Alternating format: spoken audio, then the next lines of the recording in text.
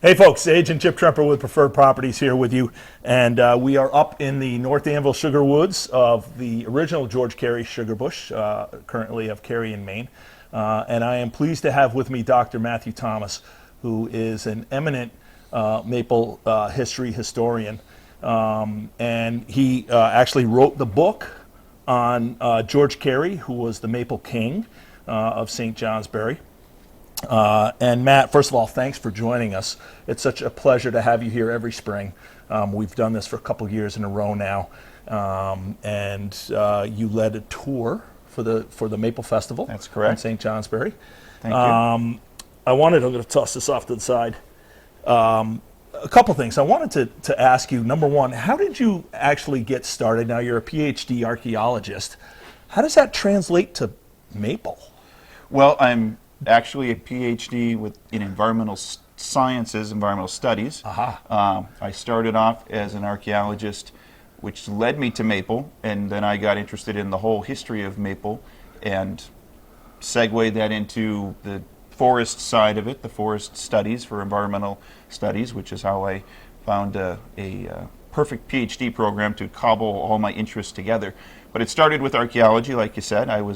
My undergraduate degree and early years of research were as an archaeologist, and I was working in the north woods of Minnesota and Wisconsin, and we would find the remains of old maple sugaring camps that were used and abandoned, and debris like cans and evaporators were left behind, and I didn't really know very much about it. I didn't grow up in a maple syrup family, so I figured out I should know about these. It's part of the job, and they were very interesting. So that led me to go down a path of wanting to learn more, and then discover that not very many people had researched these topics from a historical point of view, let alone an archaeological point of view, understanding the artifacts and material remains, and I got what they sometimes call maple fever, and got hooked on the topic and the history, and turned it into kind of a niche where I'm one of the very few who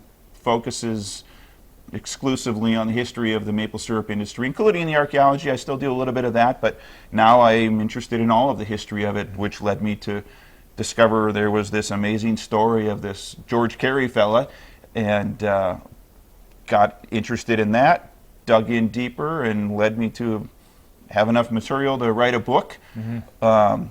But the research never stops. I'm pretty much going to have to rewrite that book with another dozen chapters, and keep telling the rest of the story, which is why I did a maple tour this last weekend in St. Johnsbury, connected to the Kingdom Maple Festival as an event there, where we got on a bus and drove around to a dozen sites related to the history of George Carey and how it connects to St. Johnsbury's history as the maple center of the world.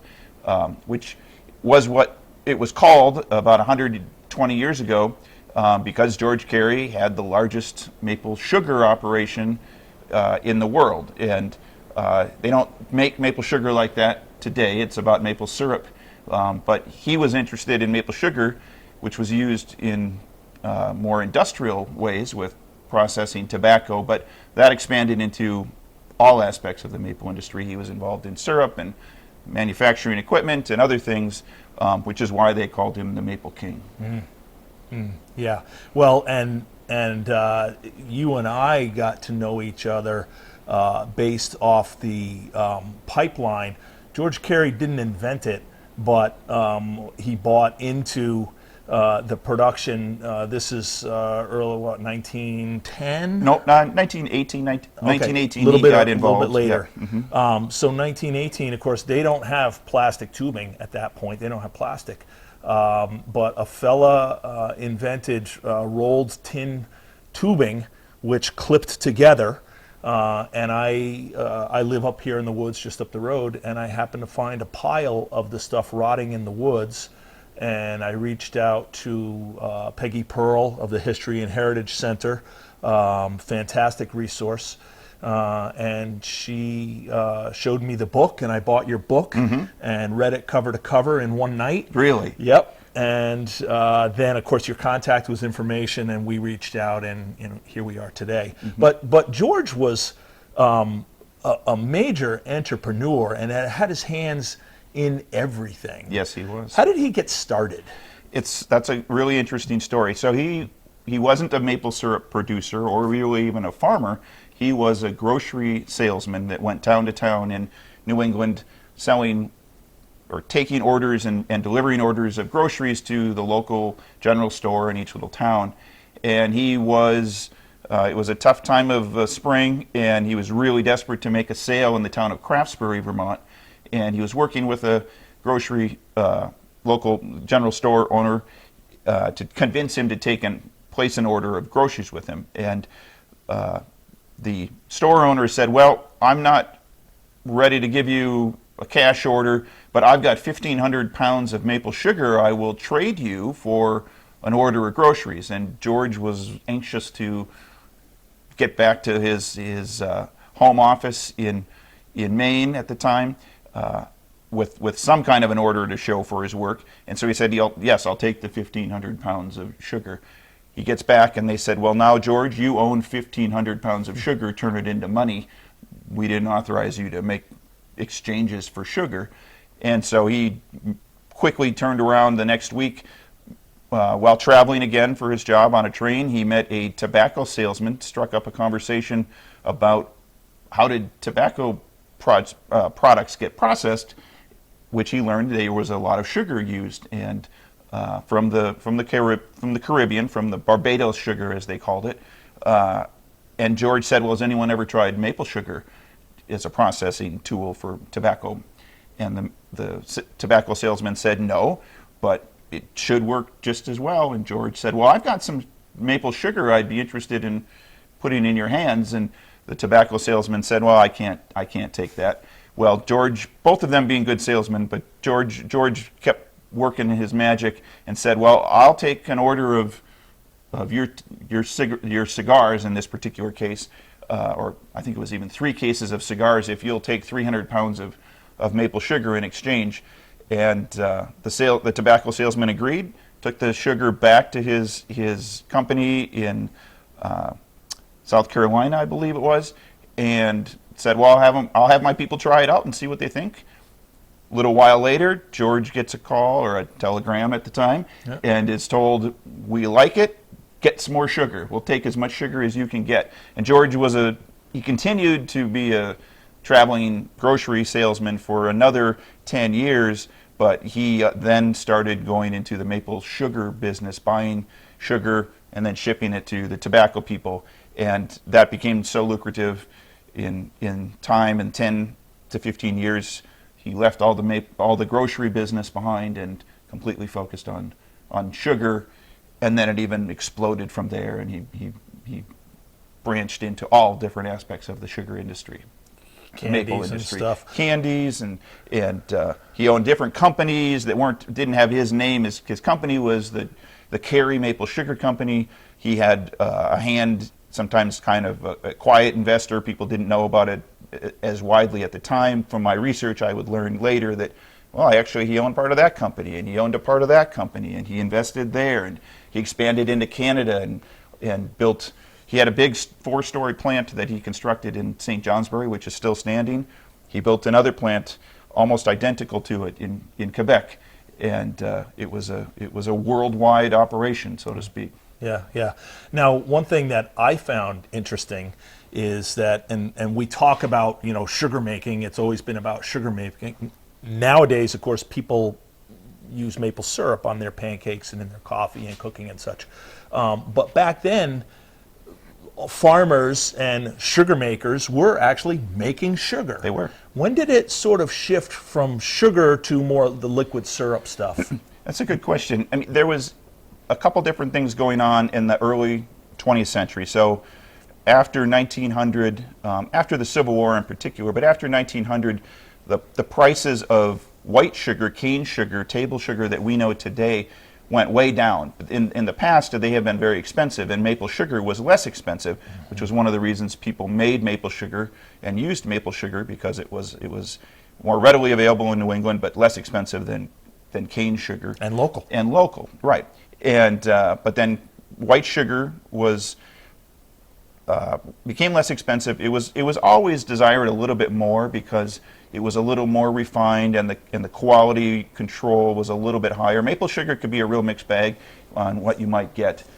There's some that made things that were almost like white sugar, and others that made things that were like the darkest brown sugar you can possibly imagine, with an extremely strong flavor, which was not to everyone's liking. But so white sugar became less expensive, so that became more common and available to people to purchase, and especially outside of New England in other grocery capacities. But then there were other things that happened where there was a development of a table syrup market.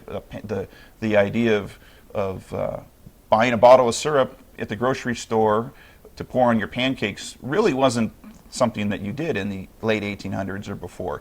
But there were people in the syrup industry, some of them were blended syrups, not pure maple syrups, who really put a lot of money into marketing and developing the idea of this specialty food especially for children, but for your breakfast. There was kind of a creation of a breakfast food industry that didn't exist the same way. I mean, we all ate breakfast, right? Yeah. But they spent millions of dollars on advertising and other things, and the maple syrup industry was a part of that. And so then people started shifting towards more of this bottled syrup product, and leaving maple sugar behind. There was continued production of maple sugar, primarily still for the tobacco people or for flavoring some products like making ice creams and other candies, where the sugar side of it was still popular. But gradually maple syrup became the primary product made in the sugar bush in the woods of Vermont and New England and Canada and adjacent Canadian provinces. Sure, where the natural range of the sugar maple tree. Exactly. Very, very good places to make it. Yeah, yeah. Well, and one thing that you shared with me, which really surprised me, was that it was really the blenders like Log Cabin who vastly expanded the market, and maybe they were 20% maple syrup, or maybe less, maybe more, but they became such a force in the market that they kind of dragged the pure maple syrup along with them. Right. It's an interesting bit of the history that's not as well understood, or sometimes as well embraced. The maple producers today are very interested in promoting their pure product, but part of the reality to the history is that the blended syrup folks, who, like you said, their syrup might have been 25% maple syrup and 75% cane syrup or corn syrup too. They were the ones who did the marketing work and bought millions and millions of gallons of maple syrup to go into their blended syrup, even though it was only 25%. The volume of their sales nationally and even somewhat internationally, but nationally, was so great that they were the real movers in creating a table pancake breakfast syrup market and industry, and in some ways it helped save the maple syrup industry, or give it a new life to expand when it was transitioning out of sugar and having to find a new way to be meaningful and save the sugar bushes and the labor and the investment in all of those farm industries. So. Yeah. Now, I know that you are in demand. You speak all over the country. You speak internationally. You speak in Canada and stuff. Give us your thoughts on where the maple syrup industry is today, and perhaps what you see coming up down the road. I know that speaking with Lieutenant Governor David Zuckerman, he has, and I'm sure you have mentioned this to me as well, but he has talked about a vast increase in taps. Vermont is #1 in the United States again. Sometimes they weren't, but Canada vastly outproduces the U.S. But just give us your thoughts on where we're at today. I know it's growing in Vermont, and that's a good thing. It's sort of replacing some of the other agricultural products that we're struggling with in Vermont. But what do you see? Well, it's a good question. it's always fun to ask a historian a futurist question, but you're absolutely right. The industry it's strong right now and it's growing. So in some of the more fringe, and that's not the best word, but outer edges of the maple zone, say Minnesota and Wisconsin, where they make maple syrup, the maple trees grow there, they have all the right conditions, and they do have a maple syrup industry. Things are kind of steady there. In other parts where it's more a bigger part of the farm economy, like Vermont, New York, Maine, it's expanding. The maple industry is growing, especially in the United States. It's growing. Across the border in Quebec, it's growing. They're adding millions of taps a year. Millions of taps a year. There's no stagnation. Yearly climate, maple is a funny thing. It can be drastically affected by unpredictable climate issues in a year. And not so much climate change, although climate change is an issue, but you could have a very good year, like any farm product, and production could be down. The next year it could be up. You never know. But regardless, the overall maple industry is expanding. I wouldn't say exponentially, but fairly strongly.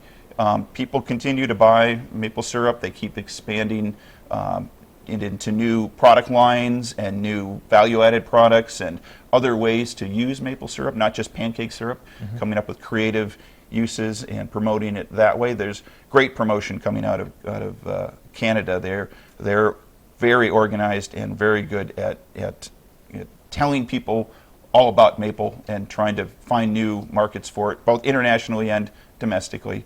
So the maple industry is strong. Climate change is very real and makes for greater unpredictability, but it's not decimating the maple industry. You'll see these kind of newspaper stories of, oh my gosh, climate change is going to ruin the maple industry. Well, that's not true.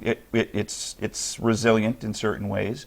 It will benefit some areas and be tougher in others, but you're not going to all of a sudden see an empty shelf in the grocery store where the maple syrup used to be, especially when we're adding millions of taps a year in some areas. It's strong. It's good, and it's going to be there for a while. Yeah, you mentioned international markets, and I'm just wondering. I don't know how much you're in touch with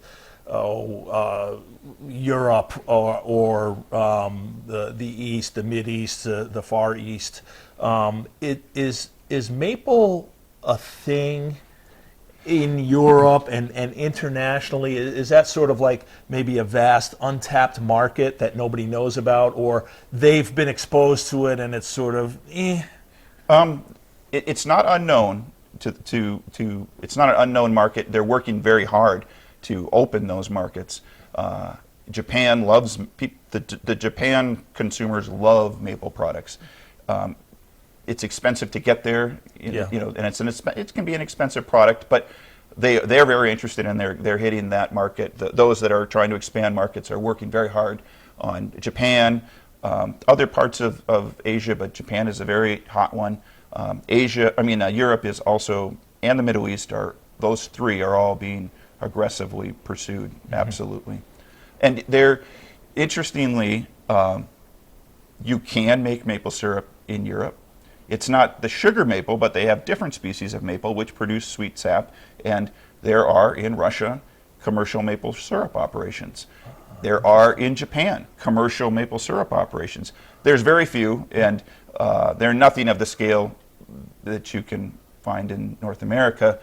And they're also experimenting with things like that in New Zealand. So there's different parts in the northern and southern hemispheres that have the right kind of trees and the right kind of climate that are exploring this, which is fun to watch. It's just fascinating to think about how do they do it. And we see a CDL evaporator. I've seen a CDL evaporator in videos from Russia of maple syrup production. So who knows?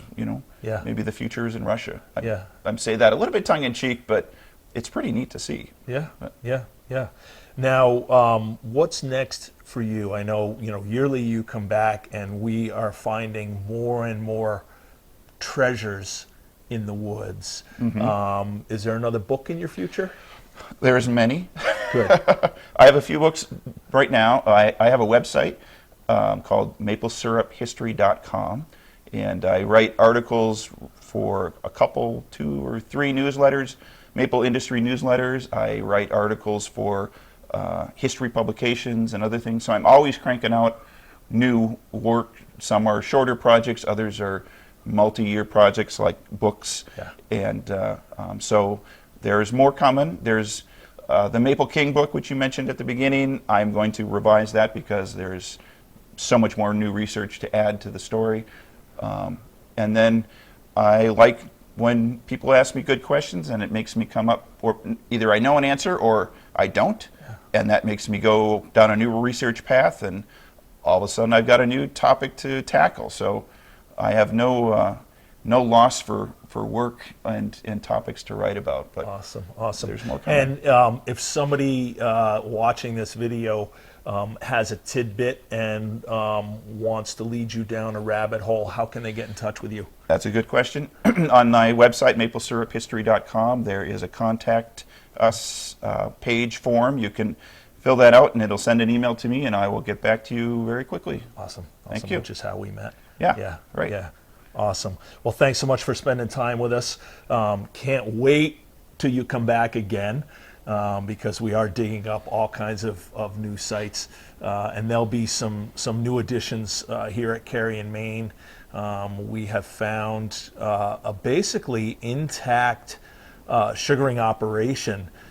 We had a hurricane come through Vermont in 1938 and wiped out most of the large trees, and a local farmer walked out of a sugar house, closed the door on it in 1938, and it was basically untouched until Matt and I stumbled onto a thread, and we pulled on the thread, and we ultimately found it, and it's literally a time capsule of what sugaring equipment in the operation was, and we are going to excavate that and bring it down and set up a living museum up here in the original George Carey sugar bush at Cary in Maine.